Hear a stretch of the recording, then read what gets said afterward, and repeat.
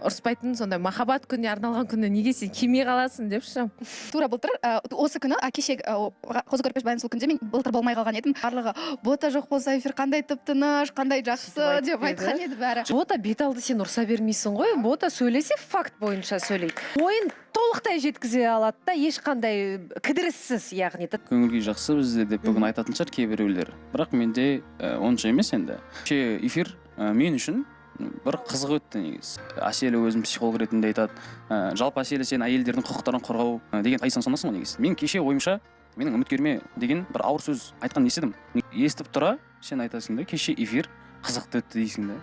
Мен ойымша кеше эфир негізі ауыр өту керек болды негізі. Ол қатты сөздердің бәрін сен де бастап бірінші Арыстанның қытығына тидің ғой біріншіден. Я мен Арыстандікі дұрыс, қызың абыройын түсірген дұрыс деп жатқан жоқпын. Әрине дұрыс емес. Сақ сен бастап, мен спортқа түсесің ба не? Мен қаратама деп, сенімді емессің ба деген сияқты бірінші сен бастадың оны. Ютуб андай бір түр жасап, мен онша емеспін деп бүйтіп отырудың қажеті жоқ. Арайлым келді ме жоқ па, ол бір бөлек әңгіме. Шылтан әңгімесін бастайық ендеше, келе ғой ортаға. Көңіл күй жоқ. Көңіл күй жоқ дегенде енді сондай болып тұр енді. Арыстан енді жас бала ғой, эмоциямен айтып жүрген шығар. Өте ауыр айтты, иә. Оның алдына дейін жалпы мен эмоция шықпай адам ұқсап сөйлесіп отқанмын. Елдана деген қыз мен жалпы қандай адаммын, қандай тұлға екенін білмейді. Еркектер жыламайды демейді, еркектер жылайды, бірақ та іштен жылайды да негізі. Менің кеше үндемей қалған негізі менің әлсіздігім емес, Елдана, то есть. Тұрып не үшін атылған өздері білмейді мысалы. Аргументтер айтып, бірақ ол аргументтер айтқан сөзіне сәйкес келмейді да. Содан кейін мен Арыстанға кеше бір ағасы ретінде, папасы ретінде үйретіп отқан жоқ едім. Арыстан маған өзін түсіндірді, менің жағдайым сияқты болып кетсең хорошо, мен де шашымды алдырыптым мына жақта. Бірақ Арыстанның сол мысалы қалдық деген сөзі мысалы қазатын болсақ, мысалы до конца бара алмай қаласың да сен мысалы. Қыздың ағасы болсам, мен келуші едім жерге. Қалдық деген спорға салу дұрыс деп ойлайсың өз басың. Қара Арыстан, тұра тұрсай, спорт деп не үшін айттым мен саған? Мен өйткені сенің қалдық деген сөзіңді сәл әзілге айналдырып спорға айналдырғым келді. Ол сөз одан бұрын басталды Нұрсұлтан тыңдап. Есе ойланып қарасаң, эфир толығырақ қарасаң. Өйткені сен өзің мені провокация Жаңа жерде қандай сұрақ болғанын білесің ба жалпы? Қалай шақырдың? Сен Нұрсұлтаннан қызғанатын жігіт емес қой деп бастадың ба? Дос ретінде қызғанатын бала емес дедің. Жай ғана бір-екі таныстық болды. Сен оны қалдық ретінде санайсың. Ол бір. Қазіргі сенің үміткерің бар, есімі кім? Есімі Гүлназ. Гүлназбен танысып жатсың, ертең Гүлназбен таныстығың тоқтап қалса, ол саған қалдық болып қала ма? Қалдық деп айтқан жоқ, мен тағы кешірім сұраймын. Бүкіл елден, Арайлымнан, Нұрсұлтаннан кешірім сұрадым даже. Басында не бар, соны айтып тастадым сол кезде. Содан кейін қайтып тұрдым да кешірім сұрадым сенен. Арайлымның әке шешесінен де сұраймын сол сөз үшін. Сосын Арайлым маған звондады өзіме. Қалайсың Арыстан, нормально басталып келе жатыр. Мен айттым кешірім сұраймын сенен. Мен эмоциямен айтып қалдым осылай деп. Ол дейтін тағы жынданып кетті. Эфирға келемін, ертең көрсетемін, сен андайсың, сен мындайсың. Не айтсаң да айта бер, просто Гүлназға тиіспеңдер, маған айтатын болсаңдар, маған айтыңдар. Любой вопросты, любой нәрсені. Бүкіл сөзді бүкіл Нұрсұлтан айта ма, или Арайлым айта ма, халық айта ма, бүкіл маған келсін лучше. Арайлым эфирге келемін және айтарым бар деп пе еді саған? Иә, сөйтіп айтты негізі. Эфирден шыққан соң шығып сөйлестім, айттым Арыстанға звондаған болатын, сөйлестім деді да. Айттым, үйге жетіп алайын, хабарласасың, бәрін түсіндіріп бересің дедім да. Үйге жетіп алғаннан кейін сөйлестім. Хабарласқан кезде мен үйге жетіп алайын, сосын хабарласам деп хабарласпасаң, онда мен мысалы қыз баласы болса келмей қалады дедім студияға. Осында болсаңыз келіңіз.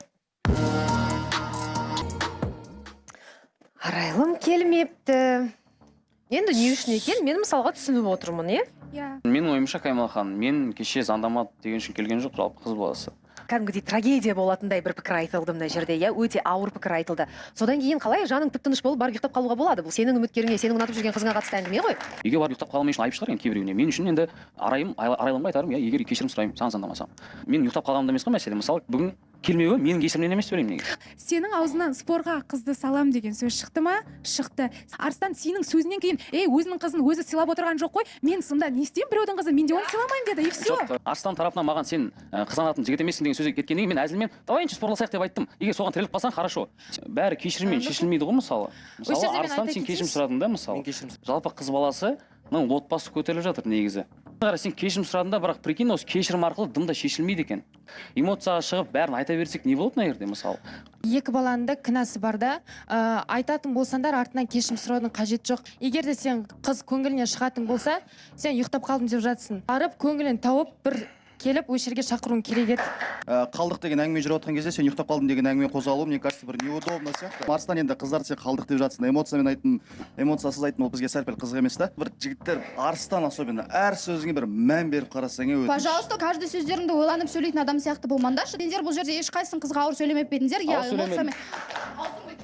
Бұл жерде барлықтарын ауыр сөйлейсіңдер, эмоциямен шығып кетті. Я айтқаны 100% дұрыс емес. Кешірім сұрап отыр ғой, сендер оның кешірімін тұрып обесценивать етіп атсыңдар. Адам болғаннан кейін адам тілден қателеседі. бота сен как всегда андай фактпен бір жақсы сондай нәрсені тапит етіп сөйлейтін адамдардың қатарынан. Бірақ Арыстан, кеше сенің аузынан қандай сөз шықты білесің ба? Бекзат екеумізден қалдық, сөйлескен каждый қыздарында қалдық деп санайсыңдар. И соны сен ортада соны факт қылып жеткіздің и все. Мен өмірімде ондай нәрсені бірінші рет айттым кеше, и то на эмоциях айттым. Мен кешірім сұрағанда басқа не істеймін айтшы мен. Жеп атсыңдар. Сен жалғыз өзін айтсаң жарасады. Сен Бекзатты да қосып кеттің да ол жерде. Двойной ұрдың да. А келіп мына жерде Нұрсын ұйықтап қалды. Ұйықтай ма, ұйқысын қандырып алып айта ма? Адам болады өзі жігіт деген ішкі состояниесін ұстап қалу керек та. Может быть айтқан шығар арайлым бір сөйлескен кезде бір айтты ма, ренжісін айтты ма? Я ол дұрыс емес, және ол әрбір адамның ішінде қалып кетеді, обидно тиеді. Именно осы ситуацияда меніңше Нұрсұлтанның жасаған ісі екі есе обидно болушы еді, егер мен қыз болатын болсам. Менің жанымда отырған ер азамат мен үшін андай гара болып тұра алмаса, осы жерде осы баланың аузын бұзбасашы, сол сөз үшін маған сол екі есе обидно болушы еді, мынаның сөзінен қарағанда. Қазіргі кезде бір мен түсінбейтінім, адам өз кінәсін мойындап, соны растайтын болса, керісінше үстен басады. Сен екі есе кінәлісің. Негізінде адам сезініп тұрған кезде кінәсін соны мойындаса, кішкене оң көзбен қараған дұрыс. Керемет сөз бар ғой, рахман рахым дейді. Құдайдың өзі кешірім болғанда, неге біз пенделер кешірім болмаймыз? Теманы бастаған кім? Нұрс болды. Қандай теманы бастадың? Айтшы соны. Бер, я кішкене басыл. Былай нәрсе болды. Екеуі ортада отырды. Әдемі гүл шоқтармен. Қандай нәрсе басталды? Нұрстың эгосы көтерілді. Давай спорласақ дегеннен кейін Арыс айтты. Енді былай барлығы айналып келген кезде Нұрс жертва болып отырды. Именно он не извинился перед девочкой, а не Арыс. Почему Нұрс ты такой? Сен бүкіл жерде бәрін білдіріп аласың да, сосын, сендер мені бәрін анда бүйтіп айтып, мен көңілім болмай жатыр, ойбай андай деп айтасың да, жертва болып қаласың. Ты вечно жертва. Соберись чуть-чуть, ер адам емессің ба? Андай кішкене, что факт бойынша кешегі бүкіл ұрыстың барлығын бастаған Нұрс, в итоге Нұрс не істеді, үйге барып ұйықтап қалды. Арс как мужик извинился, звондады да извинился. Негізі мына студияда мен көзім жеткен екі қыз бар. Ол бір қыз өз құнын көрсетіп тастаған. Ол Әселя. Әселя, сен маған сөйлемей қойшы өтініш осыдан кейін. Сен маған өз құныңды көрсетіп тастаған қызсың, ортаға шығып $100 берген қызсың. И сен маған аяқта еркек туралы айтпа. Мен саған жамандап жатқан жоқпын, сен өз тіліңнен табасың. Әсел екеуінің араңда ушығып кетті ғой, ситуация.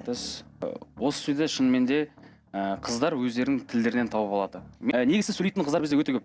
Мысалы, кешегі жағдайда Елдана деген қыз тұрып сен ақшаң жоқ деп. Елдананы қоя тұршы, Әселді жылатып қойдың ғой сен. Әселді жылатып қоямын, өйткені өзі мені жылатшы деп сұрап алатын қыздың өзі бірі. Мысалы, сыйластық мені қалай сыйлайды? Мен де жігітті де ұлтты сүйіп сыйлайды. Баласына ауыр айтқым келмейді ешқашан.